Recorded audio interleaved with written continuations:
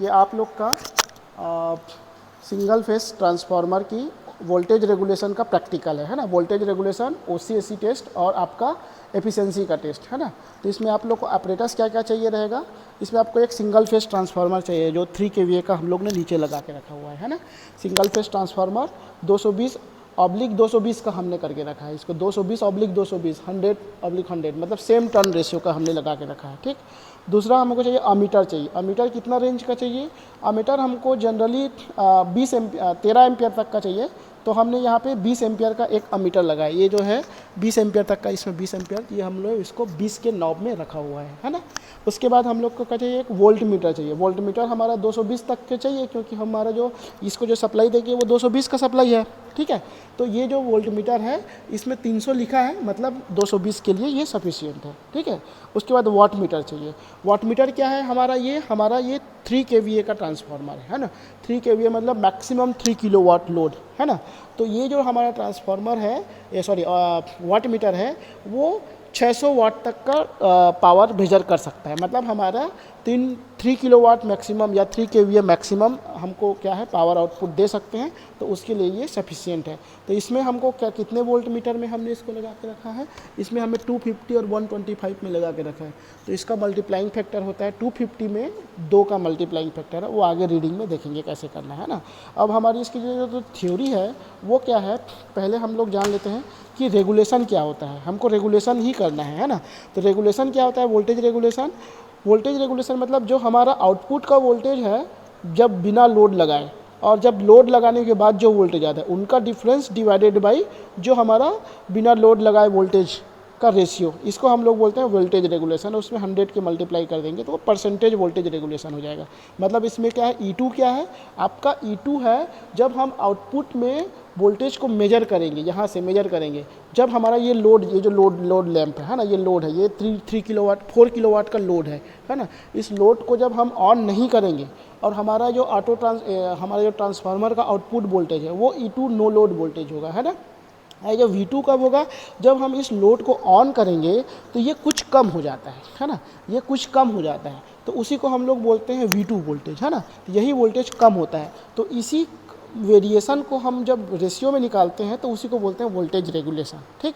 अब इसके बाद हम लोग क्या निकालते हैं, हमको क्या मिल जाता है, इस वोल्ट मीटर से आउटपुट का वोल्टेज मिल जाता है। ये देखो, ये इसका प्रैक्टिकल अरेंजमेंट है, इसको आप लोग पहले समझो। ये सिंगल फेस ऑटो ट्रांसफार्मर है, ऑटो ट्रांसफार्मर है ना। इस ऑटो ट्रांसफार्मर से ये हमारा मेन ट्रांसफार्मर है, ये हमारा मेन ट्रांसफार्मर है, मेन ट्रांसफार्मर जो आपका नीचे लगा हुआ है ना। अब हम ऑटो ट्रांसफार्मर से मेन ट्रांसफार्मर के प्राइमरी को 220 वोल्टेज यहाँ से इस वेरिएक से बढ़ा के हम देंगे। ये देखिए 220 में ये बढ़ा हुआ है ऑलरेडी है ना। ठीक, 220 बढ़ा के देंगे। उसके बाद क्या होगा, यहाँ पे लगा है प्राइमरी साइड में, प्राइमरी साइड के एक मेन इधर से एक इसका जो एम पॉइंट है, एम पॉइंट्स लगा हुआ है और एल पॉइंट डायरेक्ट ये लो ट्रांसफार्मर में गया है। इसका एल पॉइंट ट्रांसफार्मर की में गया है, सॉरी ये एल पॉइंट है। ये देखो एल पॉइंट, वो देखो ट्रांसफार्मर के लाइन में गया है। ये एम पॉइंट इधर मेन से आया है। ठीक, और ये ट्रांसफार्मर में गया।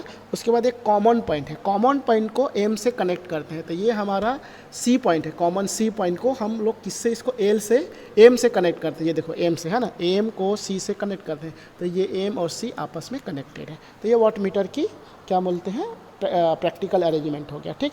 अब उसके बाद ये जो नीचे ट्रांसफार्मर रखा है उसका प्राइमरी वाइंडिंग यहाँ पे डिजिटली बोर्ड में शो है ना। तो ये देखो, ये हमारा ट्रांसफार्मर का प्राइमरी वाइंडिंग है ना। अब ये सेम टर्न रेशियो है, कहने का मतलब 1:1 ट्रांसफार्मर। अगर यहाँ पे हम 220 वोल्टेज दे रहे हैं तो इधर भी हमें 220 वोल्टेज मिलेगा। तो हम देखो इसको आउटपुट में 100 में ले लिए। अगर इसी को 50 में कर देते तो ये, अगर इधर 220 वोल्टेज देते तो इधर हमको 110 वोल्टेज मिलता। लेकिन कुछ प्रैक्टिकल में हमको फैसिलिटी मतलब सुविधा होगी, इसलिए हमने 1:1 ट्रांसफार्मर को लिया है ना। अब उसके बाद ये देखो हो गया। अब इसके सेकेंडरी साइड में यहाँ से जो ट्रांसफार्मर के एक पॉइंट से निकलेगा और बीच में अमीटर, ये देखो अमीटर है, तो ये अमीटर में जाएगा। अमीटर का दूसरा वाला पार्ट निकल के हमारे लोड में जाएगा है ना, लोड में। ठीक। ये लोड में गया, लोड को हम ऑन करेंगे, लोड का जो दूसरा पॉइंट है वापस आके कहाँ आ रहा है, ये देखो ये ट्रांसफार्मर के नीचे वाले पोर्शन में। तो ये देखो अमीटर लोड से जो आया वाला पॉइंट है वो देखो 100 में लगा है, ठीक। उसके बाद बीच में वोल्ट मीटर है। वोल्ट मीटर कहाँ कहाँ लगा होगा, वोल्ट मीटर लगा है आपके अमीटर के दूसरे टर्मिनल से और ये नीचे वाले टर्मिनल से। तो ये हमारा वोल्ट मीटर है। वोल्ट मीटर ये देखो अमीटर के दूसरे टर्मिनल से लगा है और एक दूसरा वायर जो है ये अब ट्रांसफार्मर के नीचे वाले टर्मिनल से, ठीक है। कनेक्शन समझ में आ गया होगा आप लोग को, ठीक। अब उसके बाद हम लोग प्रैक्टिकल चालू करेंगे। तो प्रैक्टिकल पहले चालू करने के पहले हमको क्या क्या रीडिंग चाहिए, तो रीडिंग का हमें लिस्ट देख लेते हैं ना, क्या क्या रीडिंग चाहिए। हमको रीडिंग चाहिए V2 का रीडिंग चाहिए, है ना, E2 का I2 का रीडिंग चाहिए, ठीक है। फिर ये आउटपुट पावर का रीडिंग चाहिए जो ये देगा हमको, है ना। फिर उसके बाद हम लोग एफिशिएंसी कैलकुलेट करें। उससे पहले एक और रीडिंग चाहिए हमको, वो चाहिए हमको E2 का, ये इसकी रीडिंग चाहिए, है ना। ये जो हम लोग रेगुलेशन जो निकाल रहे हैं, है ना, हमें इसका रीडिंग चाहिए। तो ये रीडिंग कब आएगी, जैसे मैंने बताया कि नो लोड सेकेंडरी वोल्टेज, जब हम उसको ऑन नहीं करेंगे तब। तो पहले क्या करेंगे, उसको बिना लगाए पहले हम इसका रीडिंग नोट करेंगे, है ना। तो चलो हम लोग प्रैक्टिकल स्टार्ट करते हैं। प्रैक्टिकल स्टार्ट करने के पहले ये देखो ये नीचे रहता है, हमने इसको ऊपर किया, ये लाइट जल गई, हमारे ऑटो ट्रांसफार्मर में आ गया। इसको भी देखते जाते हैं साथ साथ में, है ना। ये ऑटो ट्रांसफार्मर में सप्लाई आ गई। अब ऑटो ट्रांसफार्मर की इस वेरिएक को हमको ऊपर नीचे करना है, तो हमने देखो ये अभी ये 0 में कर देते हैं, है ना। तो अब ये वोल्ट मीटर हमारा अभी 0 में आ गया, ठीक। अब हम इसको कितना करेंगे, जैसे कि हमारा ट्रांसफार्मर का रेटिंग है 220 का, तो हम इसको बढ़ाते जाते हैं और उसको 220 करते जाते हैं, है ना। 220 करते जाएंगे, ये देखो बढ़ रहा है वोल्टेज, है ना। ये हो गया 140, 150, 180, 200 और ये हो गया 220, ठीक, 220। अब चूंकि इधर 220 देख ले तो इधर भी हमको 220 ही मिलेगा। ये हमको कहाँ पे रखे हैं, हम इसको सेकेंडरी साइड में रखे हैं, ठीक। तो हमारा अभी ये लोड को ऑन नहीं किया है, ये देखो ये सारे स्विच ऑफ हैं, ये of of of of of of, है ना। तो ये हमारा लोड ऑफ है, तो करंट देखो 0 है, करंट भी 0 हो गया है। तो हमारा जो आउटपुट में ये स्विच ऑफ है, अभी ये वाला स्विच जो है ऑफ है, ठीक। तो हमें सिर्फ ये वोल्टेज मिलेगा, ये करंट क्या मिलेगा, 0 एम्पियर मिलेगा, है ना, 0 एम्पियर करंट मिलेगा, ठीक। तो हुआ क्या कि हमारे जो वोल्ट मीटर की रीडिंग है वही हमारे V2 E2 की रीडिंग है। अभी ये नो लोड वोल्टेज हो गया, यही नो लोड वोल्टेज हो गया, है ना।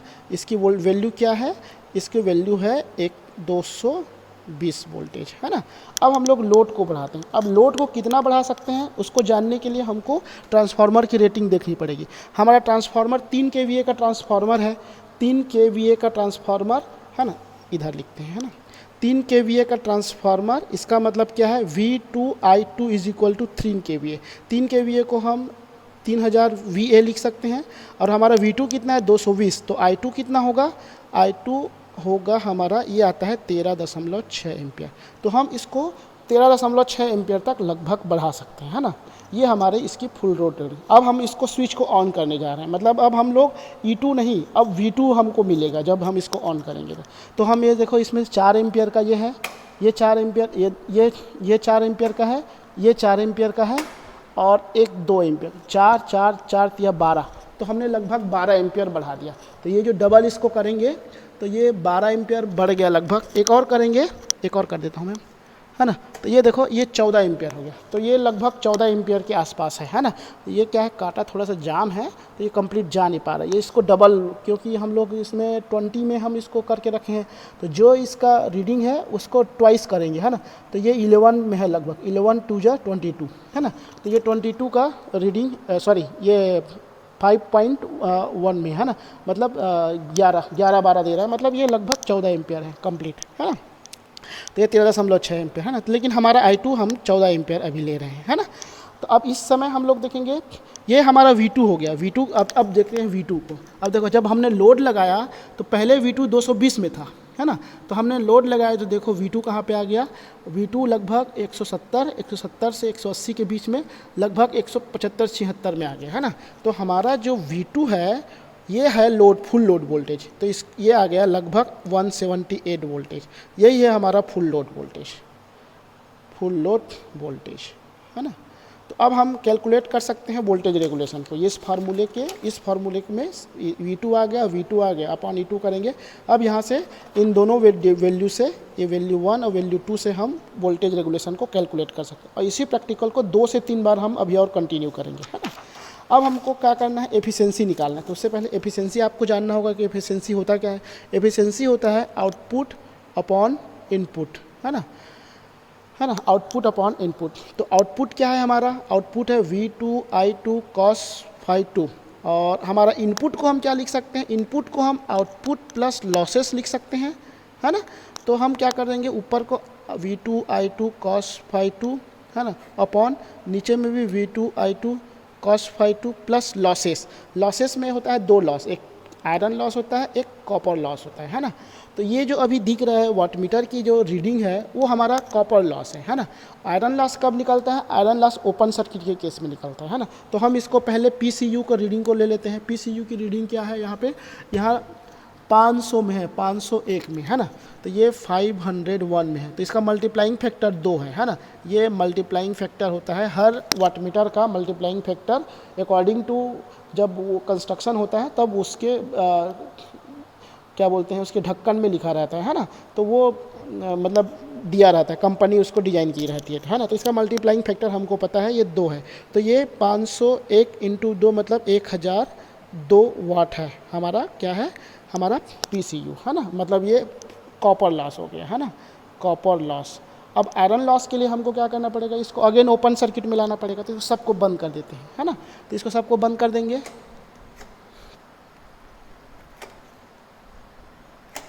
ठीक, सबको हमने बंद कर दिया। तो ये देखो ओपन सर्किट हो गया, करंट 0 हो गया, ओपन सर्किट आएगा, ये अगेन 220 में आ गया, नो लोड वोल्टेज हो गया, है ना। अब ये देखो ये लगभग ये जो एक एक स्लॉट्स है इसके 10-10 के स्लॉट है, यहाँ से लेके यहाँ तक 100 का स्लॉट है ना। तो ये एक 10 का स्लॉट है, तो एक 10 में है ये, है ना। तो PI की वैल्यू क्या आ रही है 10, और इसका मल्टीप्लाइंग फैक्टर है 2, तो ये कितना आ जाएगा 20 वाट आ गया, है ना। अब हमारे पास क्या क्या आ गया, हमारे पास आ गया, अब हमारी एफिशिएंसी के जो फार्मूले में V2 है, I2 है, V2I2 है, PI है, PCU है। अब हमारे पास cos phi 2 नहीं है, तो cos phi 2 के लिए क्या करेंगे, जो वाटमीटर PCU निकाले हैं, है ना, वो कितना आया था A1002। तो ये इसका मतलब क्या होगा, इसका मतलब होगा V2I2 cos phi 2।